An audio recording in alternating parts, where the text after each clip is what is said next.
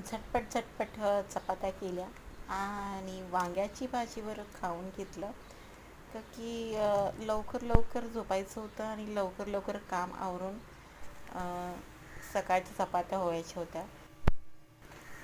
रात्री वांग्याची भाजी खाल्ली, एकच चपातीबरोबर भूक लागलेली आणि आता सकाळी केली आहे थोडीशी भाजी केली आहे टमाटर आणि बटाटा टाकून.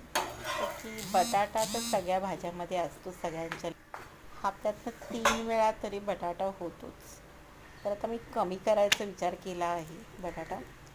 तर आता मी फक्त कडधान्य नाही तर पालेभाज्या आणेल. पावसाळा आहे म्हणून मी टाळते पालेभाज्या. तर कडधान्य खूप